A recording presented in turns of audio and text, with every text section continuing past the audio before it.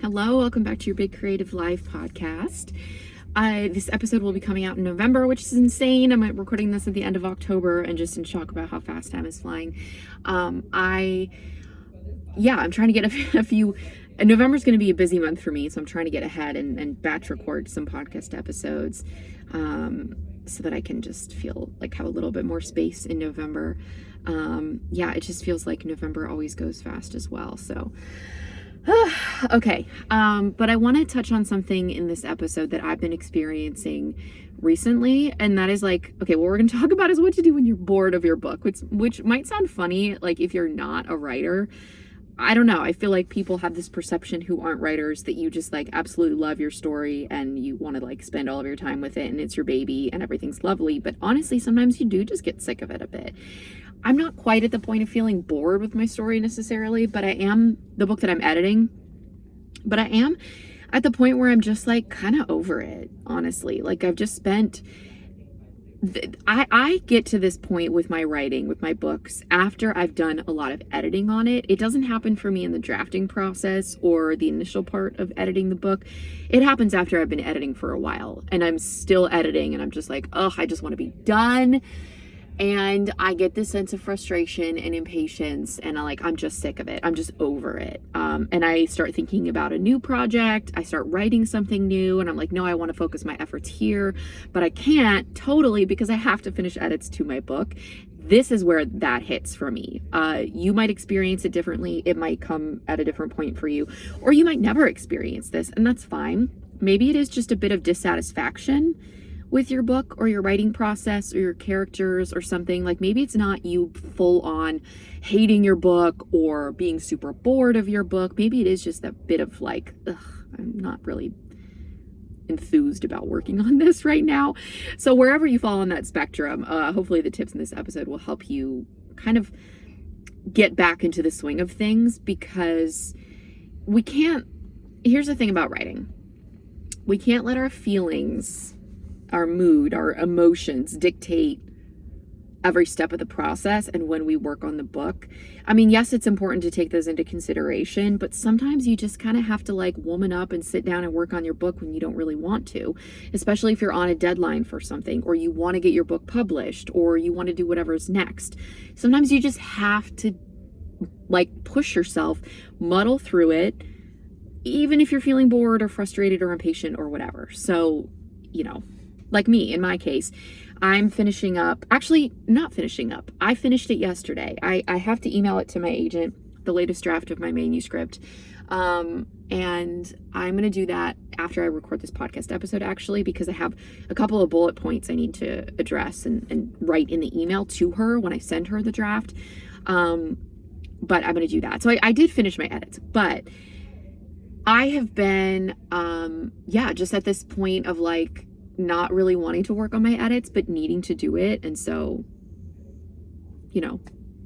I just kind of had to like set my feelings to the side and just be like, you have to work on it. Even if you're bored of it, Katie, even if you're frustrated, even if you're impatient for this book to be out on submission, you have to do it. So, okay, I have a few tips for you, of what to do if you find yourself in this situation. Number one, well, first of all, just normalize it. I mean, like, accept your feelings, normalize it. It's part of the process. If you're writing your first book and you feel this, you might not know that this is normal, but it's okay. It's valid. Let yourself feel that way. That's like a first step.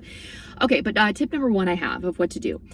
If the boredom, frustration, like, just being over your book, if that is something deep-seated and deeper and you think it's actually burnout, like that maybe you are burned out by writing overall, that is the time to step back and take a break.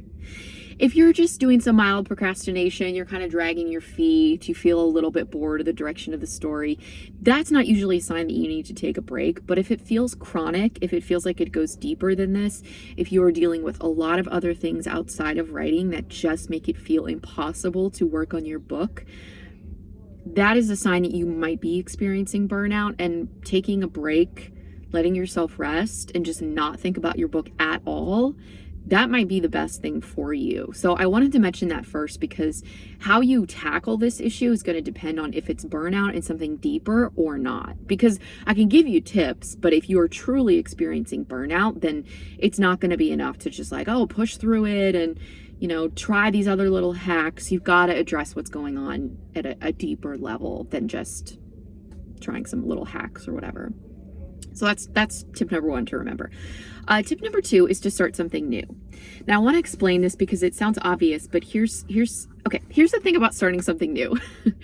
I am a writer who has experienced shiny object syndrome, which is this syndrome that happens when you are working on a book and you experience difficulty. You hit your first obstacle. You've got writer's block. You don't love the direction that things are going in. You just you're not really feeling it. And then you get an idea for a new book. And it's called shiny object syndrome because the new book idea is shiny. You haven't started writing it yet. So there are no issues. You're not procrastinating. You literally haven't started writing it yet. So of course it's shiny and magical and new and wonderful. So then you jump ship. You abandon your current project and you go to this new thing. And then you get 5,000, 10,000, 20,000, whatever amount of words in, and you hit a stumbling block again. Same thing happens. You hit an obstacle, you get writer's block, you don't know how to resolve something. So then you get another idea and then you jump ship to focus on that one. And this is something that could be chronic. This can be why there are authors who have never finished a book and they have multiple projects just kind of languishing on their laptop because they just never finish something. And it's very important to have the skill of finishing a book. Now, it doesn't mean that you can't abandon a project. If it's been 3 months and it feels like pulling teeth and you just don't think the story idea is working, then you can just set it aside and move on. That's fine. And to be clear, there are some authors who can work on multiple projects at once. So they can be working on 2 different book ideas, and that's fine and it works for them. But this shiny object syndrome is what we want to avoid. So in this situation, when you're feeling bored, frustrated, whatever with your book, starting something new is like, think of it as a refresh. It's an opportunity to just take a break from your story. So you're not jumping ship, you're not abandoning your book. It's not like every time you get bored of it, you have to start a new book idea. It really is just take a short break and start a new project, or give yourself permission to work on another project that you might have already started. So for me, I didn't do this over the last couple of weeks, but I could have. When I was feeling a bit bored of my book and like, oh, I'm just so over it, I have started outlining and I've written like 500 words of a new book. So I could have given myself permission to just unplug from this book, unplug from these edits that I've been procrastinating on, and give myself like a week to just work on the new book. And then that would feel energizing and fun to get to play in that new story world. And then maybe once I feel that way, I can come back and feel ready to tackle the rest of the edits and just get this done. So really think of it like a break of starting something new. You're not abandoning your project, because you can't abandon a book every time it gets hard. I mean, I don't mean to tell you what to do. You could, in theory. But if you ever want to finish a book and be published, you can't always do that. So, okay, tip number 3 is to read your draft. Remind yourself of why you're writing it and fall back in love with your story, characters, world, all of that good stuff, okay? This can be super helpful for me if I have not gone back to read my draft in a hot minute, if it has been a while. Which actually, I did a bit of that finishing my edits, because I was like 95% done, but I had a suspicion that there were a couple of other things I might need to tweak or add. So I just did a quick read through of the entire draft, and it did make me feel excited, like a little bit excited about the book. It did make me feel like, oh yeah, this is a good story. I'm just feeling frustrated with having to do these edits, but the story is good. So that helps me feel a little bit more like refreshed when it came to like the book and how I was feeling about it. So if it's been a while for you, maybe that can just remind yourself of why you're writing this book in the first place and what connects you to it. You are writing this book for a reason. It's set in this world for a reason. You have these characters for a reason. So if you can remind yourself of that, that can be helpful for just shifting your mindset around how you view your book. Now, one caution with this, y'all know that I recommend when you're writing the first draft to just get the first draft out before you go back to edit. So when you are going to read through the book, do it quickly. This is not an editing pass. You're not making notes of all the things you need to fix, especially if you're still on the first draft. This is not the time to do that. This is purely for motivation and inspiration and shifting how you view your book. It's not an editing read through. Okay. Next tip, talk to other writers / read your favorite books to access your love of writing. I've done this in the past when I'm feeling super stuck and just like kind of frustrated with the process and feeling a little bit like, ugh, the project's just a bit stale. The book's a bit stale. I will take a writing class. I had a writing group when I was living in Nashville and working on a book that was so helpful to just get outside myself and read someone else's writing, to talk about it with other writers. I mean, talking about the creative process and feeling blocked and what we're wrestling with our plot, all of that is so beneficial to talk through with someone else. And it can be a writer because it's helpful to have it be a writer because they understand on a deep level what you're going through. But if you don't have any writers in your life that you can talk to, if you don't know anyone, that's fine. Maybe you can just be someone like a friend or your partner or someone where you can just kind of like talk about your process, talk about what you're experiencing, get it out of your head and verbalize it. That can help release some of the heaviness or the ugh feeling about it. And I put read your favorite books as well, because this is something that always works for me. If I'm just kind of feeling stuck on writing, or I'm procrastinating a lot, or I'm like, oh, why am I doing this? I guess it's more of a tip for that situation, although it could help if you're just bored of your story as well.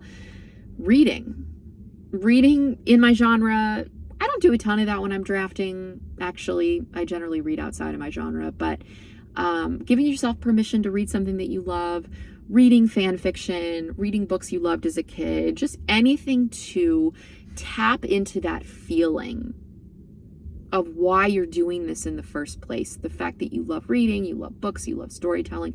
Otherwise, you wouldn't be doing this. So, like, accessing that can be beneficial.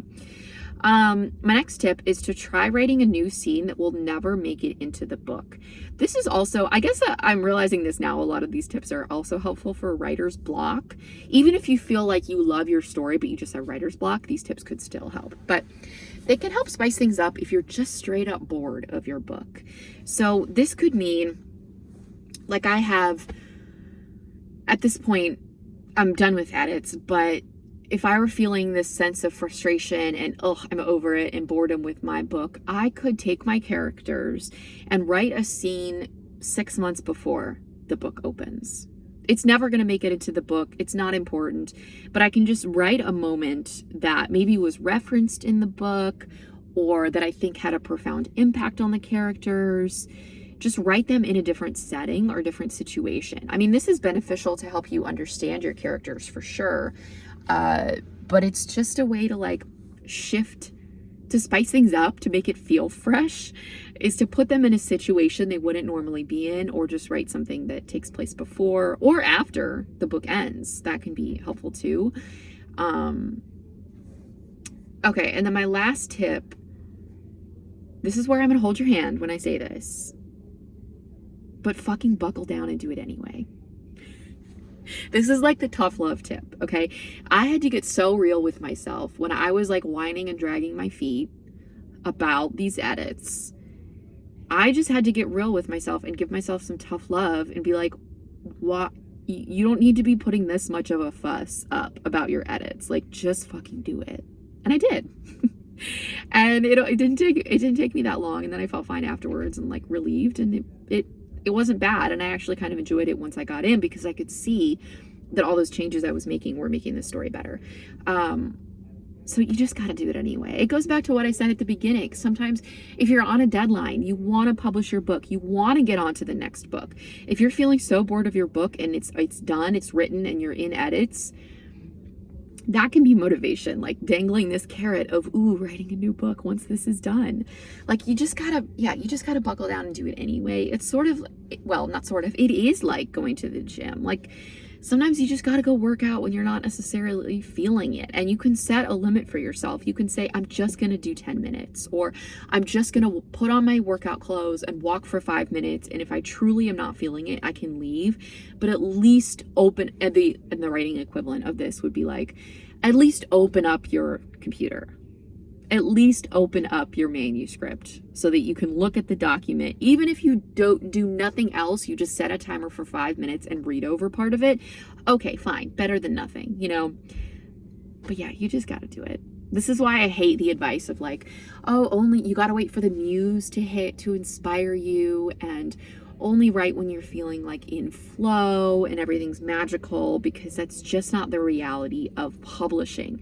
Writing, sure. If you are fine with it taking years to write a book and you don't really plan to publish, you're just writing for creative fulfillment, okay, fine, perfect. That's wonderful. A lot of writers do that.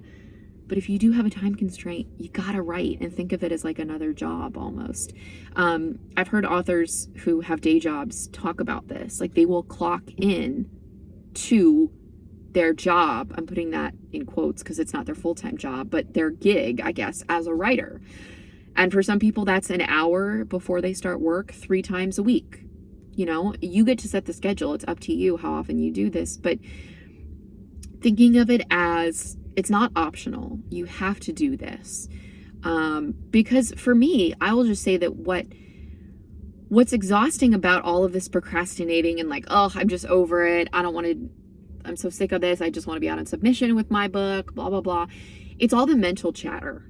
It's the hamster wheel of like, I don't want to do this, but I should do it, but I don't want to do it. I want to do this thing instead, but oh my gosh, you've got to do it. And I beat myself up, and then I'm thinking about it all day, but I don't actually open my manuscript. That is exhausting. So if I can just cut that off and make a deal with myself, all right, Katie, 10 minutes, and then I do 10 minutes, and 99% of the time it's fine. And I'm like, oh, I can keep going because I'm actually kind of having fun and I'm enjoying this. But it's just, I will say, if you're listening to this and you're like, wow, Katie, that sounds like a lot of resistance. Like, do you even enjoy writing? Just in case you're listening to this and thinking that, I just want to say, I really am at an extra. I'm being extra with my procrastination and my like feeling just over my book, because this is my now 3rd book that I will be sending out on submission soon, and it's weighing on me. Like I'm feeling a lot of emotions about this. And so I know that all of that is impacting my experience editing the book. It is not normally this hard for me. I don't normally experience this.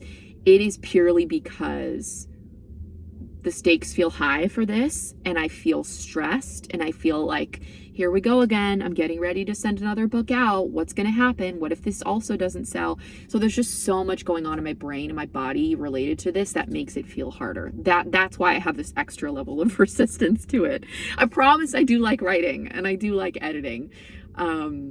It's just, there's a lot of other stuff going on. And honestly, emotional stuff going on in my life. I've talked about this a bit on social media, that I started therapy again a couple of weeks ago to look at some stuff that's come out about my family. My parents have separated.